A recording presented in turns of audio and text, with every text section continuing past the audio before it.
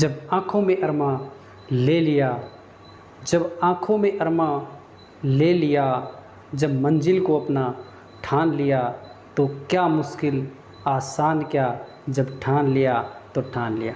दोस्तों, मैं नीरज शर्मा आप सभी का पुनः NS क्लासेस पर हार्दिक स्वागत एवं अभिनंदन करता हूं।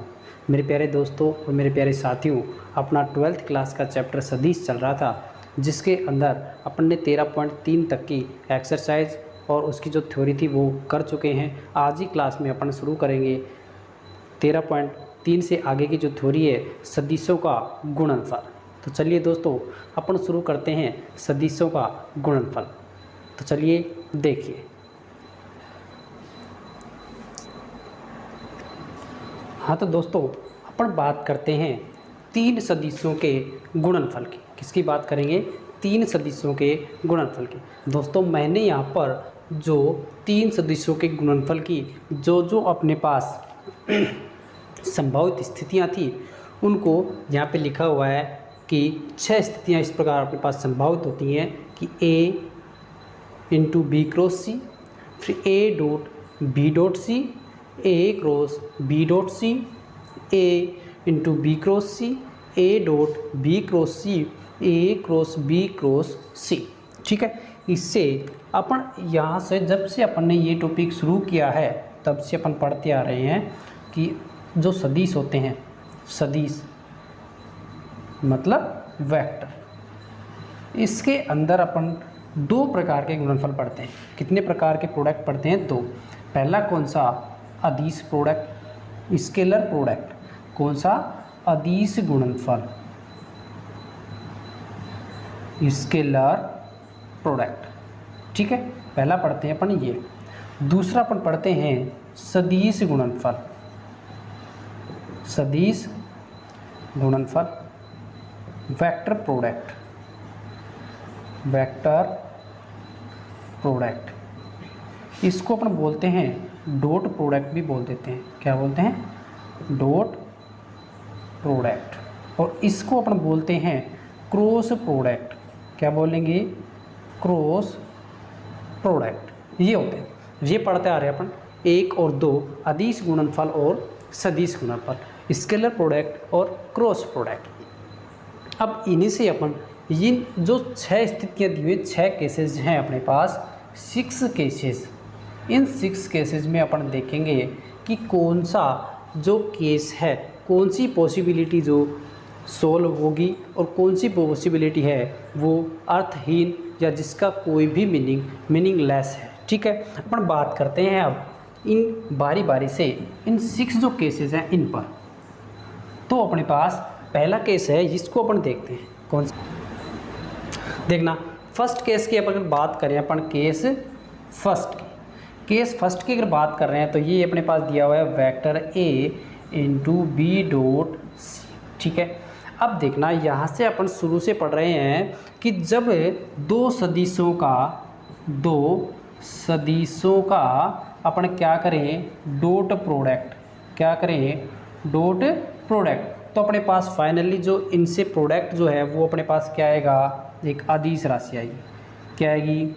अदिश राशि। अब यहाँ से देखना, यहाँ ना तो डॉट का प्रोडक्ट वो निशान है, ना ही क्रॉस का है, तो ये अपने पास आ गया A, वेक्टर A इंटू कोई भी अदिश राशि। इसका मतलब क्या होगा कि सदिश A कितना गुना है इस अदिश राशि। इसको मैं अगर m मान लूँ, क्या मानूँ? m, तो अपने पास आ गया A इंटू m, मतलब इस वेक्टर A का परिमाण कितना है? m। वेक्टर A का परिमाण कितना है? m। इसलिए जो वेक्टर ये केस A है, ये क्या हो गया? अर्थ युक्त हो गया, मीनिंगफुल हो गया। मीनिंगफुल हो गया कि ये क्या है? इस A का क्या हो गया? परिमाण हो गया। अब अपन बात करते हैं सेकंड केस पर। सेकंड केस पे है अपने पास दिया हुआ है A dot B dot C. क्या दिया हुआ है केस सेकंड? A ये vector dot B dot C. यहाँ से देखना एक बार, ये कैसा है? मीनिंगलेस है। क्या है? मीनिंगलेस है। ठीक है, अब मीनिंगलेस कैसे हुआ? इस पर अपन बात करते हैं। देखना, अपन ने अभी बात की कि इनका जो डॉट प्रोडक्ट है और इससे जो अपने को प्रोडक्ट प्राप्त होगा वो कैसा होगा, एक अदिश राशि होगी, अदिश राशि होगी। अब देखना, अब अपने पास क्या आया, vector A dot scalar quantity अदिश राशि। अब ये अपन जानते हैं कि दो वेक्टरों का ही गुणनफल होता है, दो डॉट प्रोडक्ट करेंगे तब यहाँ भी एक सदिश राशि होनी चाहिए और यहाँ भी क्या होनी चाहिए, सदिश राशि। क्योंकि अपन जानते हैं कि जो अदिश प्रोडक्ट है, डॉट प्रोडक्ट अदिश गुणनफल, ये दो सदिशों का ही क्या है, संभव है। जो अदिश गुणनफल है ये क्या है, दो सदिशों का ही संभव है। इसलिए अपने पास जो केस सेकंड है ये क्या हो गया, मीनिंगलेस हो गया, और ये क्या हो गया, मीनिंगफुल हो गया। अब बात करेंगे अपन थर्ड केस में। थर्ड केस क्या है, ए क्रॉस, केस थर्ड क्या है, ए क्रॉस बी डॉट सी। ये भी क्या होगा, मीनिंगलेस होगा। क्या होगा, मीनिंगलेस होगा। ये कैसे होगा, इसका अपन प्रूफ देखते हैं। यहाँ से देखना, बी डॉट सी क्या आएगा, अदिश राशि आएगी, कोई स्केलर क्वांटिटी आएगी। अच्छा, तो अपन यहाँ से अगर लिखें तो वेक्टर ए क्रॉस क्या होगा, अदिश राशि। अब वही बात कि यहाँ पे नोट करके लिखने ना कि जो अदिश गुणनफल है, अदिश एवं सदिश, both product, vector product and dot product, vector गुणनफल दो सदिशों का ही संभव है, सदिशों का ही संभव है। ये अपन जानते हैं कि जो अदिश गुणनफल है और सदिश गुणनफल है, ये क्या होता है, दो सदिशों का ही संभव होता है। पॉसिबल कैसा होगा, कब होगा पॉसिबल, डॉट प्रोडक्ट या वेक्टर प्रोडक्ट, जब दोनों जो दी हुई राशियां हैं वो कैसी होंगी, सदिश राशियां होंगी, तो ही ये संभव है। इसलिए ये भी क्या हो गया, अपने पास मीनिंगलेस हो गया। अब बात करते हैं अपन फोर्थ केस की। फोर्थ केस अपने पास गिवन है ये वाला, ठीक है। ए फिर ना डॉट का निशान है ना क्रॉस का, और बी क्रॉस सी, तो अपने पास आ गया A cross A, vector A into. जब अपन बात कर रहे थे क्रॉस प्रोडक्ट, किसकी बात कर रहे थे, क्रॉस प्रोडक्ट की, तब अपन एक बात कर रहे थे कि जो क्रॉस प्रोडक्ट है, जो क्रॉस प्रोडक्ट है, इनसे अगर कोई राशि प्राप्त होगी तो वो भी कैसी होगी, सदिश राशि होगी। कैसी राशि होगी, सदिश राशि। लेकिन यहाँ पे दिया है वेक्टर ए, ना फिर डॉट का निशान है ना क्रॉस का, और कैसी राशि है, सदिश राशि है। कैसी राशि है, ये भी सदिश राशि है। तो अपने पास क्या हो गया, ये भी, एक मिनट देखना कि फोर्थ केस के अंदर, कौन से में, फोर्थ केस में, ये क्या हो गया कि ना तो यहाँ पर डॉट का निशान है ना यहाँ पर क्रॉस का निशान है, तो ये क्या हो गया, अपने पास अर्थहीन हो गया, मीनिंग लेस हो गया। इसका कोई मीनिंग नहीं है, ये पॉसिबल ही नहीं है, ठीक है। अब अपन बात करते हैं फिफ्थ केस की। फिफ्थ केसेज में अगर बात करें अपन, ये भी हो गया अपना और ये हो गया, ये मीनिंगलेस हो गया। अपन बात करते हैं इसकी, फिफ्थ केस की, केस फिफ्थ की। ये दिया हुआ है A dot B cross C given है, ठीक है। यहाँ से अगर बात करें सदिश गुणनफल की डेफिनेशन की बात करता हूँ मैं अगर, तो सदिश गुणनफल के डेफिनेशन के अंदर अपने पढ़ा था कि दो सदिशों का सदिश गुणनफल, अपने को वापस से एक सदिश राशि प्राप्त होगी। वापस से क्या प्राप्त होगा, एक सदिश राशि प्राप्त होगी। यहाँ से ये लो, हो गया सदिश राशि, वेक्टर क्वांटिटी आ गई। तो अपने पास आ गया ए डॉट सदिश राशि, कोई भी वेक्टर क्वांटिटी आ गई। अब यहाँ से देखना, ये भी वेक्टर और ये भी वेक्टर, दोनों का कैसा प्रोडक्ट है, डॉट प्रोडक्ट। इसका मतलब यहाँ से जो प्राप्त होगा वो कैसी राशि होगी, अदिश राशि, मतलब इनका जो प्रोडक्ट है वो क्या है, पॉसिबल है, संभव है। तो ये भी क्या हो गया, मीनिंगफुल हो गया कि ए डॉट बी क्रॉस सी अगर कहीं पे गिवन है तो अपन इसको क्या कर सकते हैं, सोल्व कर सकते हैं। अब हम बात करेंगे लास्ट केस, सिक्स्थ केस की। और सिक्स्थ केस अपने पास गिवन है, ये लो सिक्स्थ केस, ये गिवन है ए क्रॉस, ये देखते ही पता चल रहा होगा। अब जब अपने 5 केस कर लिए तो इस केस का तो मेरे को लग रहा है कि देखते ही पता चल रहा होगा कि दोनों जगह पे क्या है, क्रॉस का निशान है, दोनों जगह क्रॉस का निशान है। और क्रॉस का निशान देखना, यहाँ से क्या प्राप्त होगा, देखना इसकी डेफिनेशन जब हमने पिछले की वीडियोज़ में देखी थी कि सदिश गुणनफल का जो प्रोडक्ट है वो भी वापस से क्या आएगा, अपने पास सदिश ही आएगा। कि सदिश गुणनफल से प्राप्त राशि, सदिश गुणनफल से प्राप्त राशि क्या होगी, सदिश होगी। ये अपन पढ़ चुके हैं, ठीक है। तो यहाँ से क्या हो गया, वेक्टर आ गया, ठीक है। अब ए भी वेक्टर है क्रॉस, और ये भी वेक्टर क्वांटिटी है, और दोनों का प्रोडक्ट पॉसिबल है, इसलिए ये भी क्या हो गया, मीनिंगफुल केस हो गया कि ये भी अपन क्या कर सकते हैं, सोल्व कर सकते हैं। मेरे प्यारे दोस्तों और मेरे प्यारे विद्यार्थियों, आशा करता हूँ ये जो 6 प्रॉपर्टियाँ हैं ये अपने को हर जगह पे काम आने वाली हैं। कहाँ पे काम आएंगी, हर जगह। जब भी अपन पढ़ेंगे कहीं भी केसेस, जैसे कि अपन बात करते हैं नेवी की, एनडीए की, एयरफोर्स की, या grade first and grade second RPSC की, तो उन सभी में ये क्वेश्चन यहाँ से ज़रूर आता है कि ये मीनिंगलेस है या मीनिंगफुल है।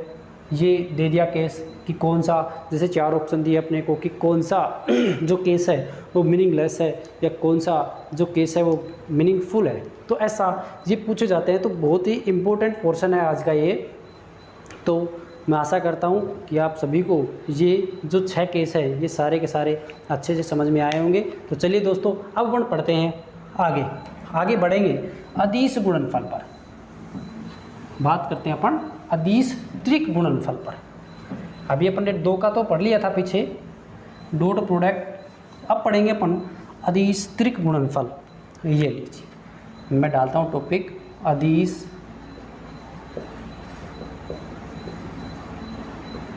त्रिक गुणनफल, scalar product of triple vector, ठीक है। सदिशों का त्रिक गुणन, सदिशों का त्रिक गुणन पढ़ते हैं, ठीक है। यहाँ पे मैं इसको समझाने की कोशिश करता हूँ, ठीक है। यहाँ पे मैं मानता हूँ 3 सदिश ए, बी एवं सी। ये क्या है, 3 सदिश, ठीक है। क्या हुआ, 3 सदिश हुआ। अब इसको अपन लिख सकते हैं ए डॉट बी क्रॉस सी। क्या लिख सकते हैं, ए डॉट बी क्रॉस सी। इनका गुणनफल क्या है, अपने पास एक सदिश राशि आई, अभी पढ़ा था अपन ने, ये कोई सदिश राशि आई। इस सदिश का वापस से इससे क्या, डॉट प्रोडक्ट, तो आया ए डॉट कोई भी सदिश, ठीक है। अब इसको अपन एक और तरीके से लिख सकते हैं, बॉक्स के अंदर ए बी सी। क्या लिख सकते हैं, ए बी सी। इसी को अपन इस प्रकार भी लिख सकते हैं, B cross C dot A, क्योंकि अदिश गुणनफल जो होता है वो कम्यूटेटिव प्रॉपर्टी को फॉलो करता है, इसलिए अपन ने क्या लिखा, B cross C dot A लिखा। तो ये भी, इसको अपन ऐसे भी लिख सकते हैं, और इसको अपन बॉक्स के भी अंदर लिख सकते हैं। तो ये क्या हुआ, बॉक्स के अंदर जब अपन ने लिखा तो इस कारण इस प्रोडक्ट को अपन क्या बोल देते हैं, बॉक्स गुणन भी बोल देते हैं। क्या बोल देते हैं, बॉक्स गुणन भी। तो अपने पास आ गया box of A B C is equal to A dot B cross C, या अपन लिख सकते हैं इसको B cross C dot A भी लिख सकते हैं। इसी को अपन ऐसे भी लिख सकते हैं, क्या लिख दिया, A dot B cross C या B cross C dot A. तो ये अपने पास क्या हो गया, अदिश त्रिक गुणन हो गया। क्या हो गया, अदिश त्रिक गुणन हो गया। ठीक है, अगर यहाँ पर अभी जो इसकी जो प्रॉपर्टी पढ़ेंगे उसके अंदर अभी पढ़ रहे हैं कि ये किस प्रकार इसको अपन क्रम विनिमय कर सकते हैं, कौन कौन सी प्रॉपर्टियों को ये फॉलो करता है। तो ये तो क्या हो गया, अदिश त्रिक गुणन। अब पढ़ते हैं अपन अदिश त्रिक गुणनफल के गुणधर्म। क्या पढ़ेंगे, अदिश त्रिक गुणन के गुणधर्म। ये लो गुणनफल के, यहीं पे लिख देता हूँ कि गुणधर्म, properties of scalar product of triple vector, 3 के गुणनफल के गुणधर्म। अच्छा, यहाँ पे मैं लिखता हूँ ए डॉट, ये ए बी सी क्या है, 3 सदिश हैं, A dot B cross C, इस प्रकार लिख दूँ, या इनको लिखूँ मैं B dot C cross A, या लिखूँ मैं इनको C dot A cross B. यहाँ पर एक चीज़ देखने की है, इसको एक बार देखना, ए बी सी, ये इसको लिख सकते हैं अपन, ये 3 क्या है, ए बी सी, 3 वेक्टर लिख दिया। If A B C are 3 vector, क्या है ये, 3 वेक्टर हैं, तब क्या लिखा मैंने, अभी अदिश त्रिक गुणनफल से A dot B cross C, ये किसके बराबर होगा, B dot C cross A के, ये किसके बराबर होगा, C dot A cross B के। अभी देखना, अभी समझाता हूँ ये किस प्रकार है, देखना, ये लिखा मैंने ए, ये लिखा मैंने बी, ये लिखा मैंने सी। एक बार ये देखना, ये क्या बनाया, सर्कल बनाया।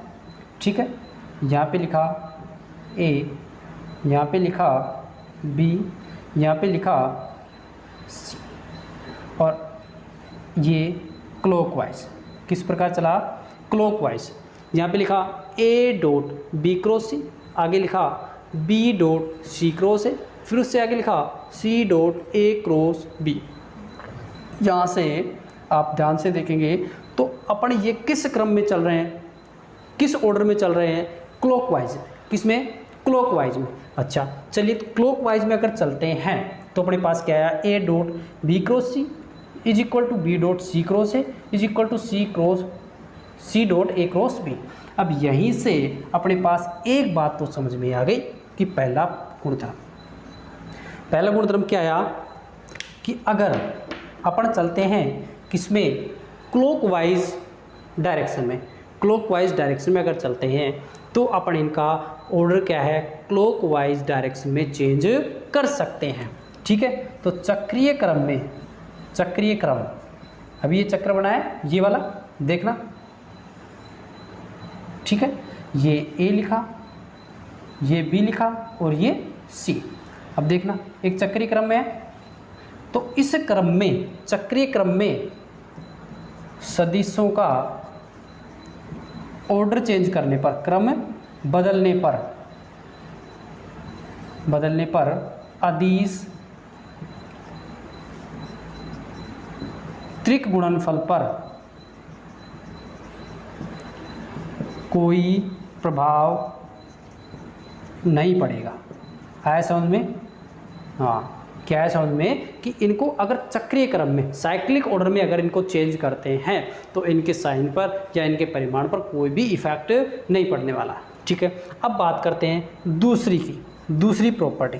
अगर क्या करें, यहाँ से मैं चेंज कर दूँ इसको बी, इसको यहाँ से चेंज कर दूँ, देखना ये तो क्या है ए बी सी, अगर मैं इसको चेंज कर दूँ बी आगे लिखूँ डॉट और ये कर दूँ सी क्रॉस बी, क्या कर दिया सी क्रॉस बी, तो क्या हो जाएगा, इसका जो साइन है वो क्या होगा, चेंज हो जाएगा। तो यहाँ भी देखना बी डॉट और यहाँ कर दूँ ए क्रॉस सी में, तो भी क्या जाएगा, ये माइनस, ये किसके इक्वल होगा, minus B dot A cross C के। यहाँ पर अगर चेंज करता हूँ तो माइनस बी क्रॉस ए, मतलब अगर इनको विपरीत डायरेक्शन में, एंटी क्लॉकवाइज में ले जाता हूँ तो क्या होगा, ये इनका डायरेक्शन चेंज हो जाएगी, इनकी जो साइन है वो चेंज हो जाएगा। तो मैं लिखता हूँ सेकंड गुणधर्म, सेकंड प्रॉपर्टी कि चक्रीय क्रम में बदलने पर इनके गुणनफल पर कोई प्रभाव नहीं पड़ेगा, लेकिन इनका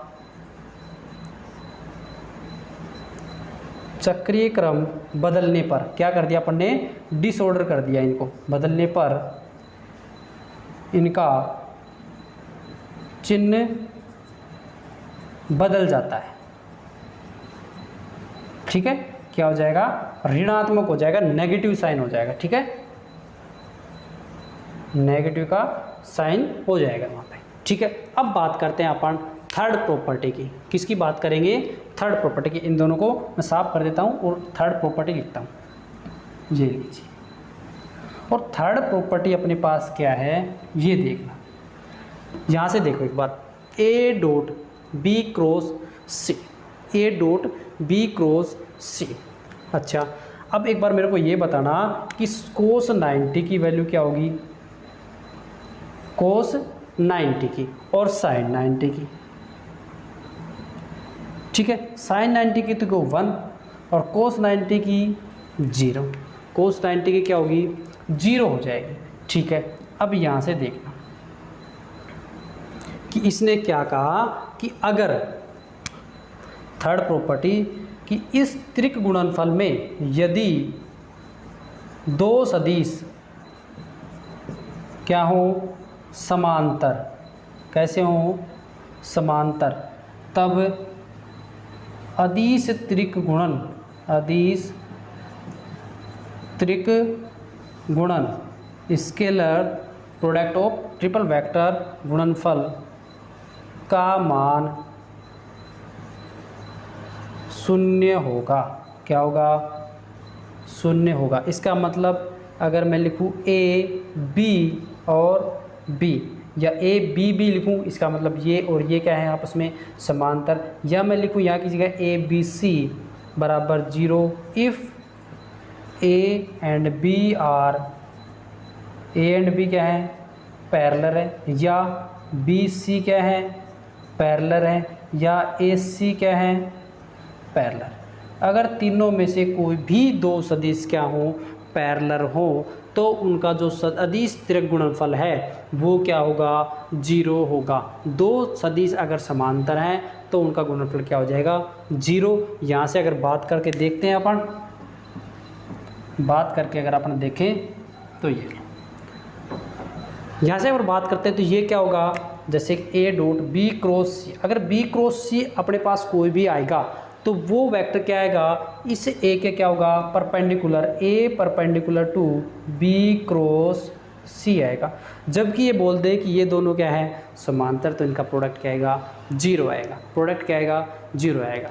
दोस्तों आशा करता हूँ कि ये जो इनकी जो प्रॉपर्टियाँ हैं ये भी आप सभी को अच्छे से समझ में आएंगी, और समझ में आनी भी चाहिए। अगर नहीं आई तो इनको वापस से रिवाइज कीजिए, क्योंकि ये जो प्रॉपर्टियाँ हैं बहुत ही इंपॉर्टेंट सिद्ध होने वाली हैं। कहाँ पर, नेवी के अंदर, एयरफोर्स के अंदर, एनडीए के अंदर, और एसीएफ के अंदर, grade first and second grade, RPSC हो, यूपी हो, ये एचटेट हो, किसके लिए, पीजीटी के लिए। तो इन सब में ये प्रॉपर्टियाँ बहुत ही कारागार साबित होने वाली है, बहुत इंपॉर्टेंट साबित होने वाली हैं। तो दोस्तों इनको समझना बहुत ही ज़रूरी है। तो आप अगर नहीं भी आई हो तो इनको वापस से रिवाइज कीजिए, आपको बहुत ही ईजी वे में समझाया गया है यहाँ पे, और आशा करता हूँ यहाँ पे आपको एक बार देखने पर ही समझ में आई होंगी। अगर नहीं आई हो, कोई कन्फ्यूजन हो तो वापस से देखिए, आपको बहुत जल्दी समझ में आ जाएंगे। चलिए दोस्तों, अब अपन चलते हैं अगले टॉपिक पर। अगला टॉपिक है अपने पास में चतुष्फलक का आयतन। क्या है, चतुष्फलक का आयतन, वो देखेंगे अपन। अब ये लीजिए, चतुष्फलक का आयतन।